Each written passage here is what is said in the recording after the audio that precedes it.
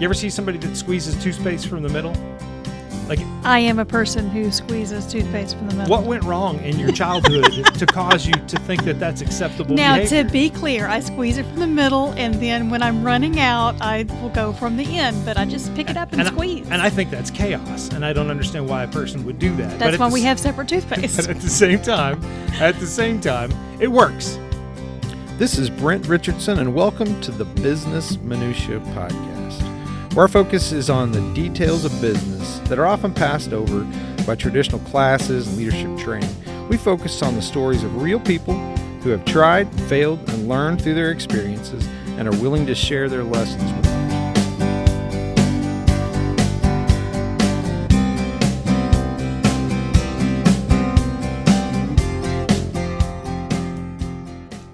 So we've had episodes where we talked about pursuing feedback, Jamie, and we had one on preparing for performance reviews, Right. for both sides. But we've not had one where we talked about giving feedback. And so we wanted to talk a little bit about giving negative feedback, and it doesn't, or critical feedback, or giving criticism in general, because it's tricky. Lots of folks don't like to do this at all.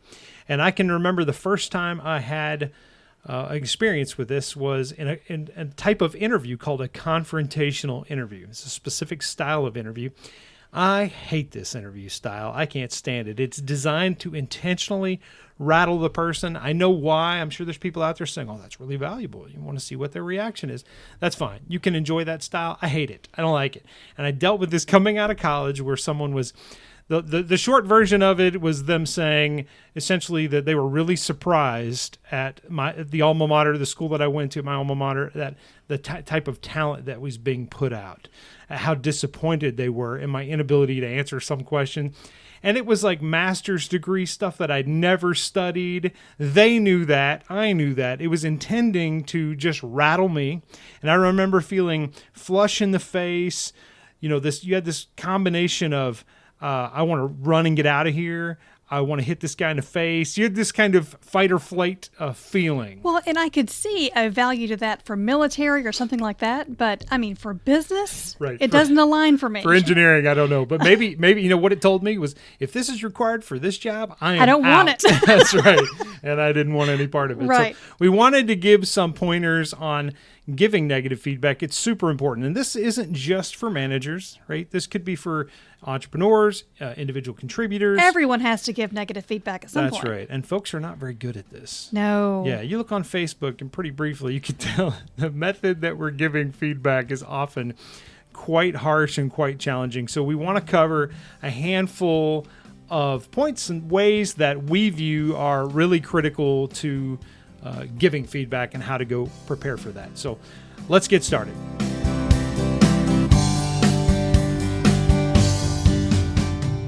So the first point I want to talk about is valuing the person. Now, what I mean by that, and I'm really stealing something from John Maxwell here, where he talks about if you don't value the person, then you wind up taking advantage of them every time.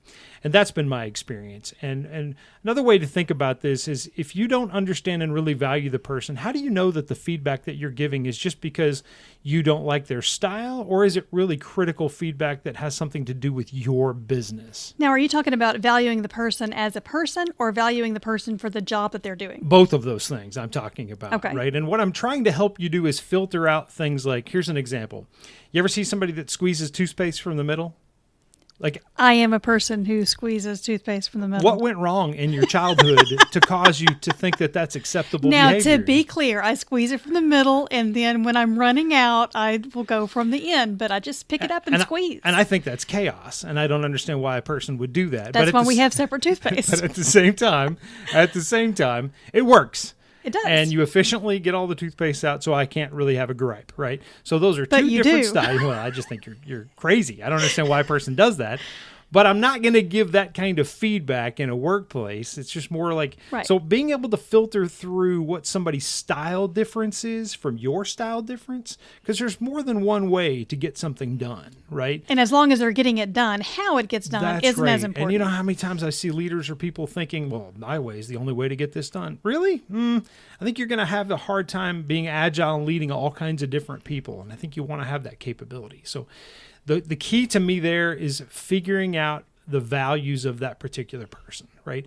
And the best example I could think, I'll preserve the names from this, but I had a young lady work for me that wore me out. I came home from work talking to you about her all the time, about how she was just driving me crazy. She was in my office all the time, and she would rant about something, and I'm sitting here trying to listen, trying to figure out what she needed help with. And after 15 minutes figuring out, that wasn't really anything she needed help with. She was just kind of venting about something. And then sometimes she would come in my office and I would think she was venting. And once I know you're venting, I kind of partially listen maybe. And then I'd realize there was a help need and I didn't really pay enough attention.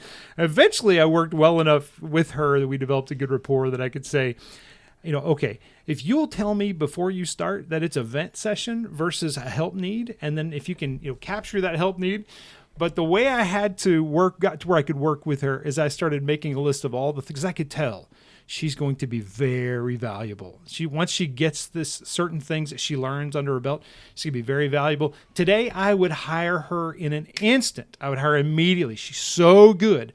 But I had to go through that phase of going through that. And the only way I could do that was to continuously remind myself of the values of what she brought to the team, to the organization. Well, and we have to do that within our family as well. I mean, because we have a tendency to get in fix-it mode, right? Yeah, I do. And it has to be a discussion about, I don't need you to fix this. I Yes. just need you to listen. Absolutely. Or, I need you to fix this.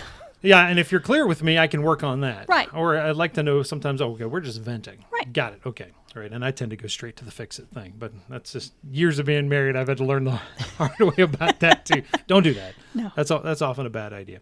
The next thing I want to talk about is the line from the old movie Cool Hand Luke, one of my favorite movies.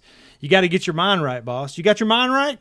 You have to get your mind right before you go into a review where you're giving critical feedback. And what I mean by that is you owe it to that person to give that feedback. I'm talking about once you've sorted through and decided, is this important? And I value this person. Then you owe it to them. Now, I'm not talking about feedback about whether or not they're squeezing the toothpaste from the middle. I'm talking about things that really impact your business, really impact that person's career. You owe it to them to get that feedback, and you need to get your brain wrapped around that. Otherwise, you're going to have a hard time being courageous when things get rough in this meeting, when you're trying to give and have this really critical conversation, especially when we'll get into some of the possible responses that you might experience. You have to have your mind right so that you stand tall, hold your ground, and communicate the facts of what's going on. Well, and that really goes both ways, because I know in my editing work, if I have a friend that says they want me to read their stuff and give them feedback on it, I have to have a very real conversation before we actually sit down for that feedback. I have to ask them, you need to understand that the feedback that I have to give you may not be great. Yeah. If you're actually asking me to give you feedback, there's going to be some negative feedback involved in this. Have you ever had times where someone asks you for feedback and then they never contact you again? Absolutely. I've Right. lost friends over it. Because they really didn't want it. They wanted a pat on the back. They wanted a pat on the back, right? And you need to get your mind right, especially if you're a supervisor and a leader. You owe it to these people. I have had plenty of experiences where I go into reviews and I get, good, this is all good, and I don't get anything constructive. And then my compensation doesn't reflect it. No, sir. No, ma'am. Unacceptable. Right. That's you being a coward. You owe it to me to tell me what your expectations are and whether I'm meeting or not meeting those expectations. This is your responsibility. Don't chicken out. You owe that to me to give me that feedback. And I owe the same when I'm talking to someone else and sharing that feedback. Right. And I mean, I think about the Fletcher's Corny Talk. We've had Aaron Fletcher on the podcast before, and they have this whole discussion on social media about whether you want ketchup or if you want mustard on your corn dog. Now, in reality, the bottom line come on, is... who puts ketchup on a corn I dog? would prefer ketchup. Of course you would. You squeeze toothpaste from the middle of the tube like a mad person. But the bottom line is what they really care about is they sold the corn dog. Yeah, you got to get down to the essentials is what you're That's talking right. about. And really, when you talk about valuing and getting your mind right, you're really talking about getting down to the essentials because you need to have grace in the non-essentials. Right. If you really want to win, you need to have grace in the non-essentials, and you need to focus on on the essentials. You need to hold your ground and be courageous about what needs to change. And right? sometimes you have to agree to disagree and move on if it's non-essential. Absolutely. Absolutely. Don't bring it up. Why are you spending your time on that? Talking about squeezing toothpaste, right? We do it because it's funny here, but you should not be talking about that in a performance review or when you're giving negative feedback about somebody's presentation or something like that, right?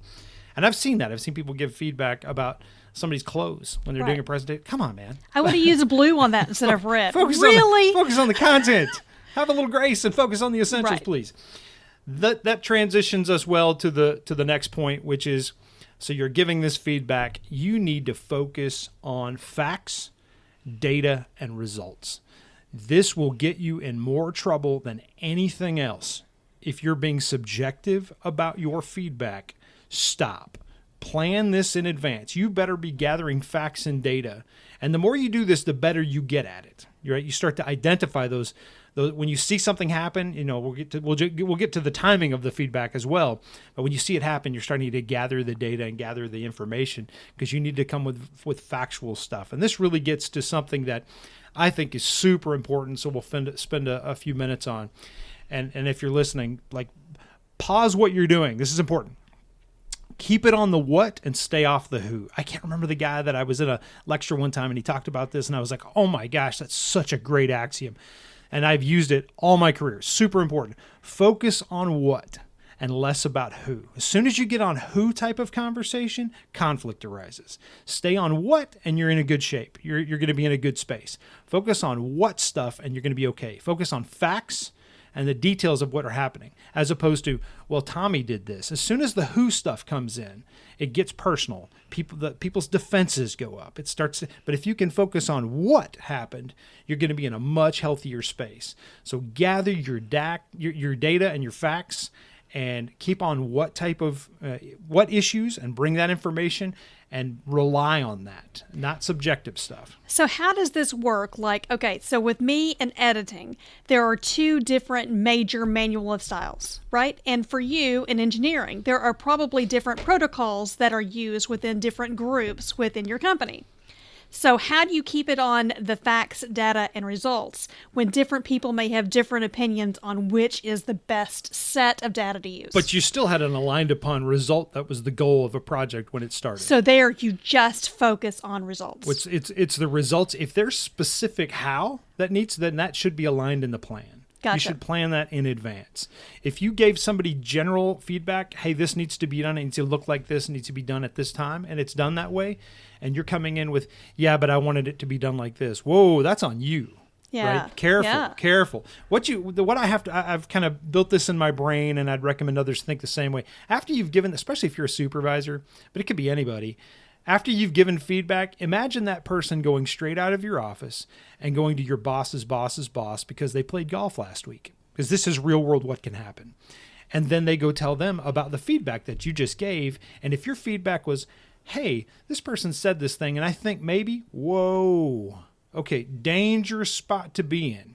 It needs to be fact-based with details, right? And we've talked about this previously on the podcast. If you're in a spot where you think you could get some kind of reaction that way, or if it's really a bad situation, there's different kinds of feedback. There's things that are like, hey, this is awesome and you're great. This might be an area you could tweak and get even better. Okay, that you're probably fine there. But if you're in an area where you're going, okay, this needs to stop. This type of behavior can't occur again. You should be aligning that with your HR department, assuming you have an HR department. Now, if you're a small company, maybe you are the HR head. You align that with yourself. But you should, if you have an HR department, you need to be aligning with them and getting their feedback on this as well before you start delivering it, because you never know what someone's reaction is going to be. But the bottom line is, if someone were to overhear this conversation, could you back up what you're saying? That's right. And if you focus on what and less about who, you'll be in much better shape. Let's talk about timing. Closer to real time I can get feedback to the person, the better, because people's memories are fuzzy. Mine is fuzzy as well. And I learned this from, years where I would write something down, or I would be like, oh, I need to give that feedback. And then I didn't give it. And then come time I'd get HR saying, hey, it's performance review time. And I'd be like, oh man, there was this thing that I remembered or that I wanted to give feedback, and now I can't remember. And now now you owe it to that person to give them that feedback. And typically the most effective way to do that is closer to the event itself. So an example here would be, I had a really great engineer that was giving a presentation. His presentation, he's a great communicator, and he was giving a really good pitch, but he was nervous. and he had this laser pointer, and he was wearing that laser pointer out. It was hard for me to pay attention because it was all over the wall, and everybody was kind of having a good chuckle about it. And I wanted to catch it pretty quick, and that's not a big deal, but I wanted to catch him quick, so I grabbed him. And I had a good relationship with the person, and I grabbed him afterwards and said, hey, your content was fantastic. Your delivery was good. My only advice would be put the laser pointer in your pocket until you get really comfortable with the presentation to where you won't dance at all everybody's faces, right? So how does all of this work with everybody working from home right now? We're in the middle of the coronavirus. So if you are just finishing up a meeting, people are flowing right into the next Zoom call. It's harder. It definitely is. And so I had this happen, recently. And what I did was just fired them an email and say, give me a call on my cell when you get a chance. And they probably thought, oh, good grief, I'm in trouble. Right. And then they called me. I said, hey, I just wanted to make sure you understood what success felt like because you just knocked that out of the park. And whatever you do to celebrate, you should do that tonight because that's how awesome that was. So, and if you get opportunity to share positive feedback, do that. Like nothing is more effective than positive feedback. It's not just for training animals and kids, right? It's just in general, it's way more effective to share that than it is the negative. The negative I'll share when I need to, right? When I have to, when it's really critical and it's starting to affect a business, then I'll do that. Next item we want to talk to is, this one is kind of an advanced trick that I learned from one of our vice presidents that I can't name. But she was really, really good at getting you to review yourself. And I expected to come in and get feedback that was do this, do this, do this, and I did not. Instead, I got, well, how do you think things are going? Okay, well, now I'm reviewing myself, and I'm my worst critic. And then she could just leverage everything I was saying and say, yeah, I agree, and just pile on that. So the ownership changes. Now I don't have to worry about, she doesn't have to worry about giving me feedback that I'm defensive about. I'm giving myself feedback, and she's picking and choosing the ones that she really wants to highlight in on, right? So it's a good little trick to use, and I use it all the time. I would much rather somebody review themselves and see what they uncover, and a lot of times they're uncovering things that I missed. Now, what about the person who is so self-deprecating that they just tear themselves up? And what if those self-deprecating things are things that you don't even find important? They're not hitting the key points. Yeah, refer back to those values. That's why I started at the beginning with you got to value the person, right? And any kind of review that I'm giving, I want to focus in on the strengths of that person, what they bring to the table. Right now, if you can't find any, okay, I have had those scenarios. But it's pretty rare. I mean, you can find something that's strong about this person and bring them back to earth in that way. But on occasion, you will get people who beat themselves up. But you know what? You can I can always go re-encourage people. I can always build them back up in that way. It's much harder to get them to come to an ownership of feedback. And if they're reviewing themselves and I can jump in on the one and go, yeah, that's the one I really acknowledge. These others, I don't know how critical those are, and you might struggle in those areas too. I've had cases where they may list 1, 2, 3, 4 things out. And I'm like, whoa, okay, I just wanted that second one, and I'll zero in on those, say, hey, those other 4, those might be things we'll talk about in the future, but the second one's the one that I would like to spend some time on. What do you think we should do about that? Let them own solving the problem themselves. Then I don't have to argue with them. Do you let them know before the review starts, I'm going to have you review yourself, or you just blindside them? Yeah, I do think this goes back to the preparation for a performance review episode where I talk a little bit about that. And I do like people to come in with their, top 3 strengths and top 3, growth areas, that type of thing. And there's some other things I get into details. You can go back and listen to that episode. But I do like people to come in with that. It just accelerates the meeting. I don't like meetings, right? So the faster I can go through this and get to the core, I value discussion. I just don't value let's have a meeting and try to fill an hour. Come on, man. We got other things to do. Yeah. So the next thing we want to talk about is writing out your talking points. So we're getting into kind of tactical, how do you do this? The more you can have your notes captured for yourself, the easier it's going to be for you, right? So I want to get my mind right, and my mind wrapped around what I'm going to be talking about. So I will actually type up kind of my notes of what I want to cover. Now, this is for a couple of reasons. It helps me stand my ground. It keeps me courageous in the event that, again, we'll talk about people's responses and reactions. But if I get somebody who's really defensive and angry, it helps me stand my ground so that I'm not rattled and I don't bow down, right? And I won't say, okay, sure, let's just end this meeting. And it'll help me because I'll have my list of these are the 5 things that you have to cover. And if I'm number 3 in, Now, again, you better make sure those are critical things you have to cover, especially for a conversation that could get feisty and defensive, right? And again, you better have data. But if I've got specific data, I'm going to put those in place, and I'm going to use that as my talking points. And then I'm going to use that, and we'll get into documentation, but I'll use that as the base for my documentation that I'm going to share with the person. Brent, all this reminds me of that movie Up in the Air. I know it's one of your favorite movies. I love that movie. But they have the whole thing scripted. So there's this company that is just hired to come in and let people go so that the company itself doesn't have to let their own people go. And it kind of avoids some confrontation because it's not as personal, I guess, if you hire someone else to come in. But the responses that came out of that movie, I just can't imagine being hired to come in. No matter how scripted you are, you still have to deal with those responses. Sure. What kind of responses have you had to deal with personally? Yeah, I'd say the most common you get is silence. That is a common one that I would get, and I would get just disengagement and detachment. And it's tough because you don't know if they're feeling anger, you don't know if they're feeling just pain, or what they're feeling. A lot of times it's hard to hear that you failed in some area, especially if it's something you're surprised by. You shouldn't be surprised. So I usually am going to let people know if there was something that is not going well at all, you're probably going to hear from me well before a performance review. It's going to be more real time than that. I want to get on the phone with you as quick as I can and say, how do we fix this, right?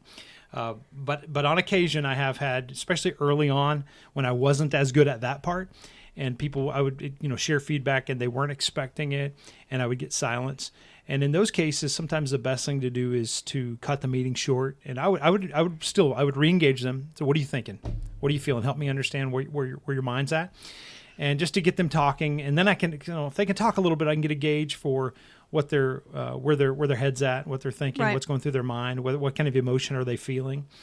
And then in some cases, they're still disengaged. And then in those cases, I might, especially when it's really bad, because there are cases where the performance is so bad that, I don't know how long you're going to make it here, and this has to get solved. But that probably isn't the first time that person has heard that feedback. Usually I'm going to give well before that. Right. They're getting warnings and notifications, yeah, and it's still not getting better. And in those cases, when it's bad and I'm getting silence, I would say, cut the meeting and give them, if you can, and every job's a little bit different. But I've said, hey, take the rest of the day. Can you disengage from work for the afternoon?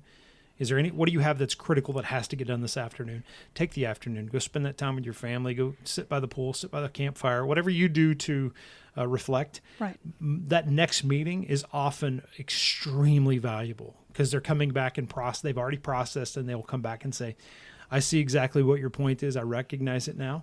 And they get through that initial denial or anger sensation that might be causing that silence. That goes into the second type of example that I've experienced, which is defensiveness and anger. And those are tough to deal with. And those are really difficult for brand new managers the first time you're going through that. And I think, you need to maintain focus on the facts. This is where you need to go back to what? When somebody else is getting angry and defensive, and they're often going to go to who pretty quick, right?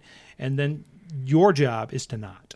Your job is to maintain a level calmness, lean into your emotional intelligence where you're not reacting that way, and staying calm.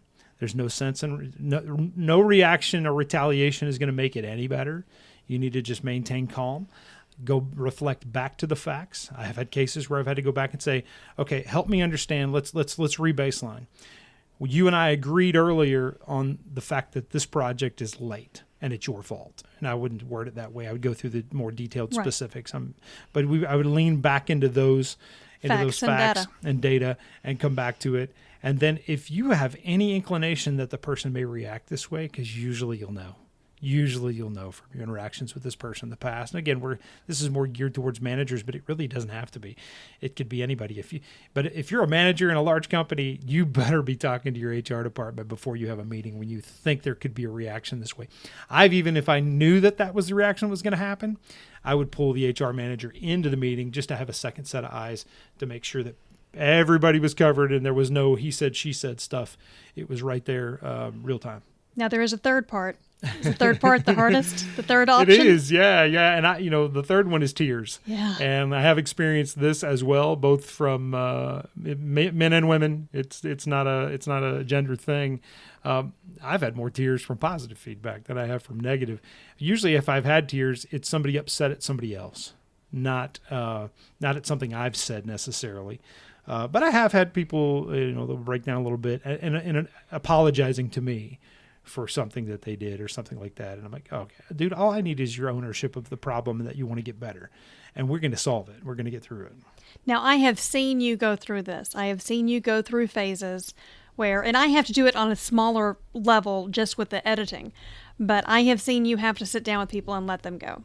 And I've seen the reaction that you have. You hurt for days. Yeah. After you do something like this. It takes me a while to process it. So giving and receiving. Giving and receiving. Sure. Right.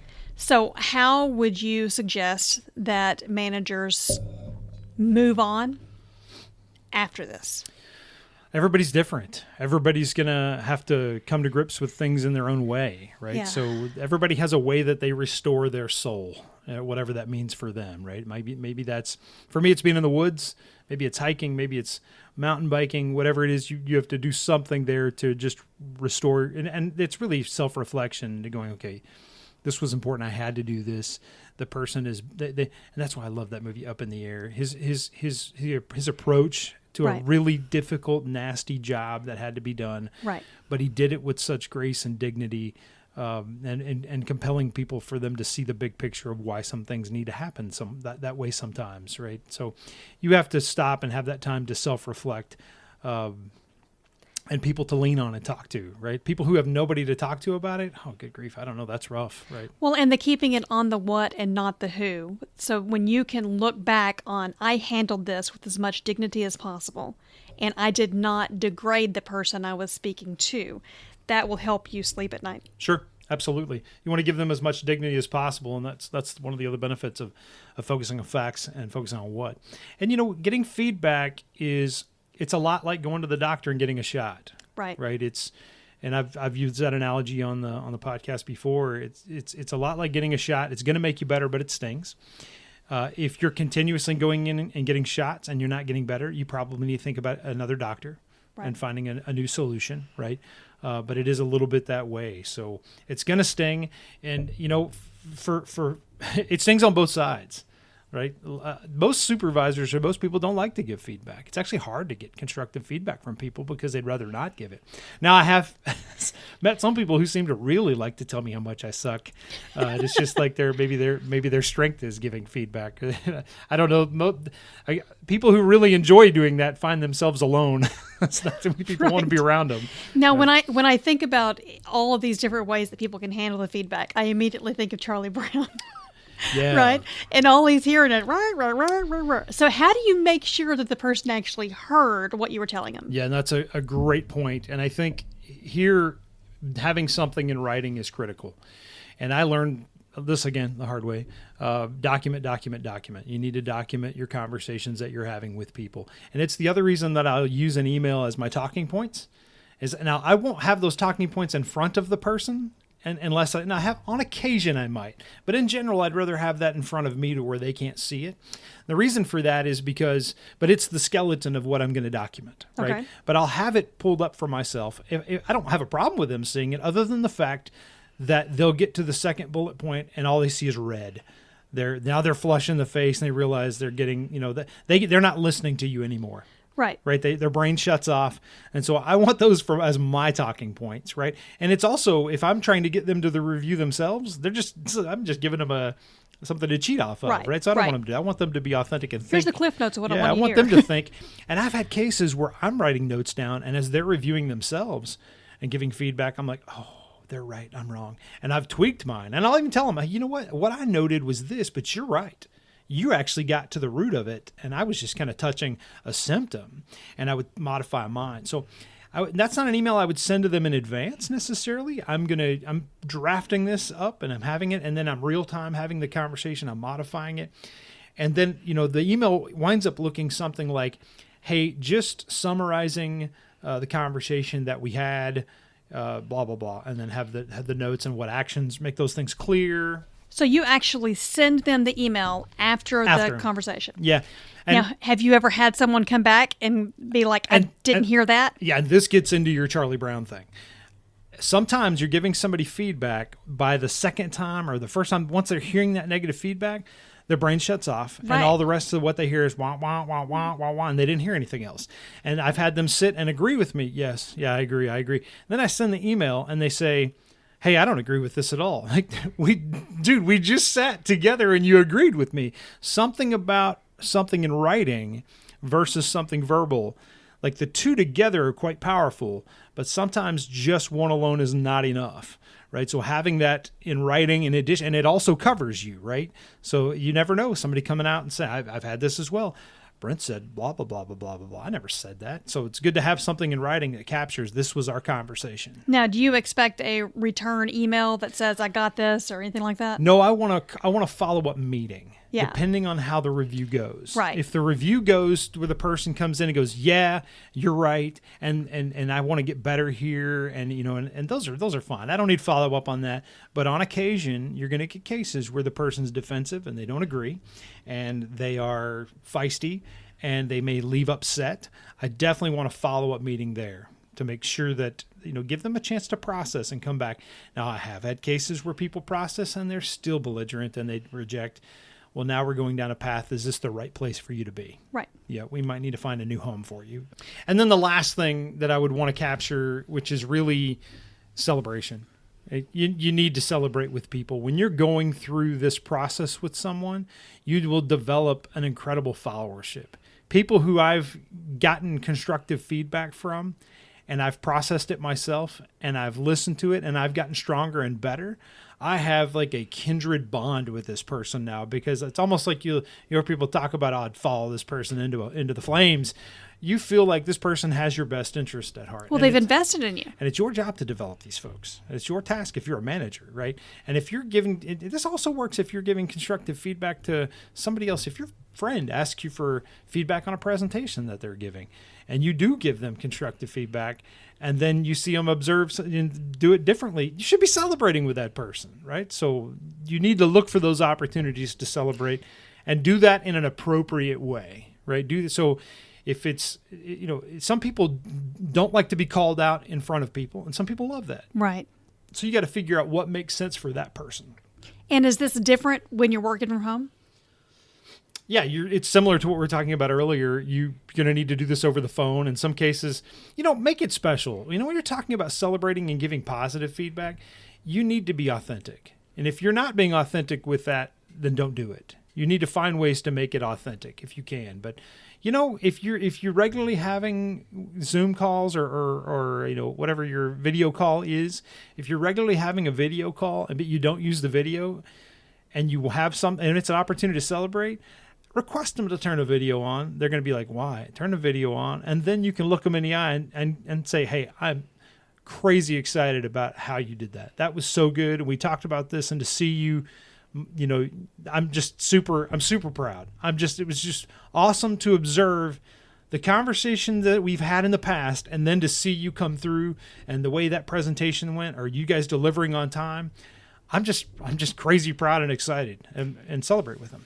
If you are looking for a really unique way to celebrate with someone, I remember twice in your career, in 2 different areas of your life where you have traveled a lot, there have been 2 different times that your boss has sent me a thank you note for allowing you to travel so much. Yeah. That means the world to a family. If you can get, and I've always, when I started out in leadership, I wanted the ability to look my employees' spouses in the eyes. Yep. So I didn't ever want to be in a position where I was taking from them or taking advantage. And so that goes back to that first point about valuing people. I always wanted that to be my objective and goal. And leaders that I've worked under who had a similar approach, it's hard not to respect that. And I just appreciate it tremendously. People who invest in my family and not just me. It's great for your boss to invest in you. That by itself is, unique these days. But if they can invest in your family as well, it says something totally different. And I think the key to all of this really is, even if you're having to give negative feedback, the more positive that you can bring into it and highlight the good, then it's a little easier to receive the bad. Yeah, absolutely. I think positive should be the leading thing that you're doing, right? And it builds rapport with the person if you can do it authentically, so that they will listen when it comes time for a constructive or negative feedback. Because all the people we're dealing with are people. Absolutely, absolutely. So, we've covered a handful of points here. There is so much we could sit here and talk about with negative feedback. These are just a handful of points. I have so many of the tips and tricks and things that I would like to share, but I also want to keep these concise and not make people listen to me talk for 3 hours. So 30 minutes is not too bad. So folks, I hope this is valuable to you. Think about it as you're giving constructive feedback to people. Think about how you value people. Think about the folks in your life that really cause you challenges that you want to give constructive feedback to. Think about that value piece this week. What do you value about those people? And until you can figure that out, it might be difficult to go give any kind of constructive feedback. So hope that's helpful. Have a great week, folks.